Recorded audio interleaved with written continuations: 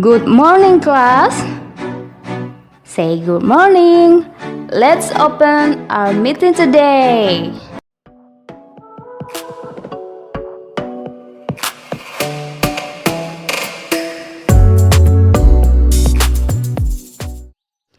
Semangat pagi anak-anak teacher.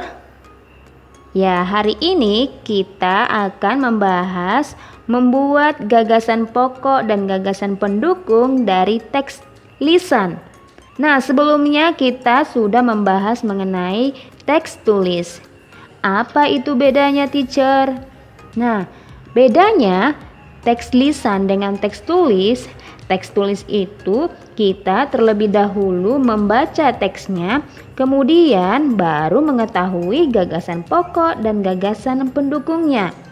Bedanya teks lisan adalah teks yang disampaikan dengan kata-kata melalui suatu ucapan oleh seseorang.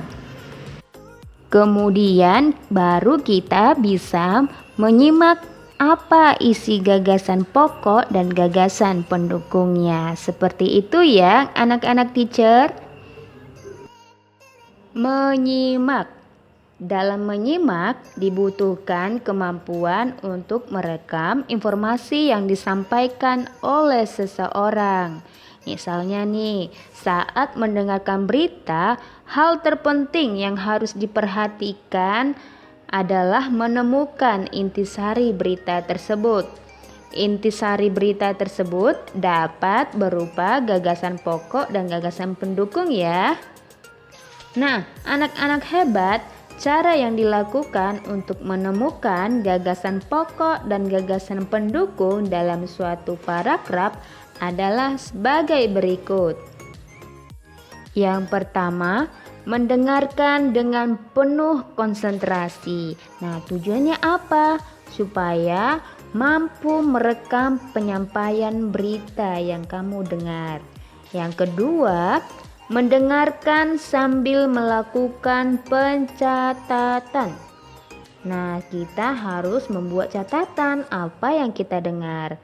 Yang ketiga, dengarkan secara teliti inti pokok pada awal kalimat atau akhir kalimat. Nah, ini untuk mendapatkan gagasan pokok, dengarkan secara teliti inti pokoknya pada awal kalimat atau akhir kalimat. Dan gagasan pendukung biasanya lebih dari satu kalimat. Selanjutnya, teacher akan bercerita dan tolong disimak ceritanya dengan seksama agar memahami isi ceritanya. Kemudian, catat hal-hal yang merupakan kata kuncinya. Teacher akan memberi waktu menuliskan setiap paragraf. Nah, siapkan buku tulis dan alat tulismu ya.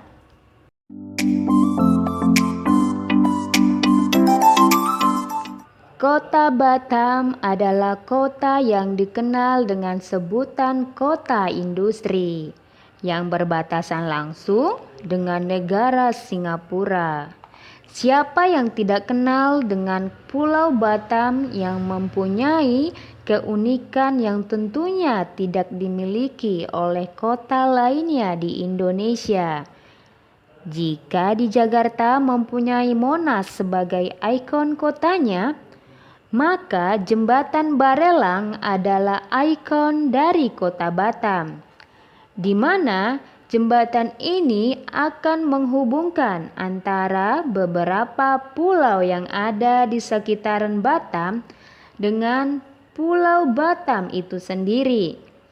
Jembatan ini dibangun ketika Habibie masih menjabat sebagai kepala negara. Paragraf kedua. Di Batam ini terdapat beragam objek wisata menarik, mulai dari objek wisata belanja hingga objek wisata alam. Pulau Batam ini cukup banyak menyedot para turis, baik dari turis lokal maupun mancanegara seperti negara Singapura, Malaysia, Korea, Jepang, dan negara lainnya.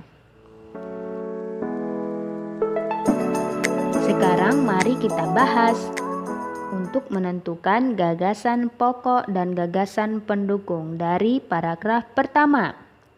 Gagasan pokoknya adalah ada di kalimat pertama, yaitu Kota Batam ialah kota yang dikenal dengan sebutan kota industri yang berbatasan langsung dengan negara Singapura. Kemudian gagasan pendukungnya adalah Kota Batam memiliki keunikan yang tidak dimiliki oleh kota lainnya di Indonesia.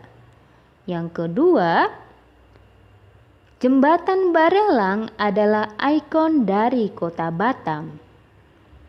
Yang ketiga, jembatan ini dibangun ketika Habibie masih menjabat sebagai kepala negara.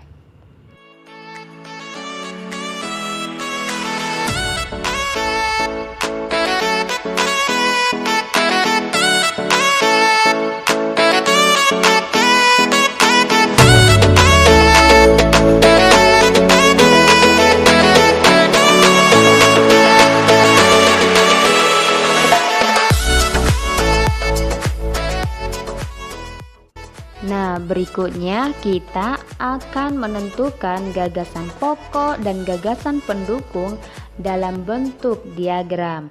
Yang pertama yang kita lakukan adalah bacalah paragraf dengan seksama. Yang kedua, cermatilah kalimat pertama hingga kalimat terakhir. Yang ketiga, tentukanlah gagasan pokok dan gagasan pendukung paragraf. Yang keempat, gagasan pokok adalah bagian inti, dapat ditulis di bagian atas atau tengahnya. Yang kelima, gagasan pendukung adalah cabang-cabang dari gagasan pokok, dapat ditulis di bagian samping atau bagian bawah gagasan pokok. Oke ya? Sekarang coba perhatikan contoh berikut dan pahami.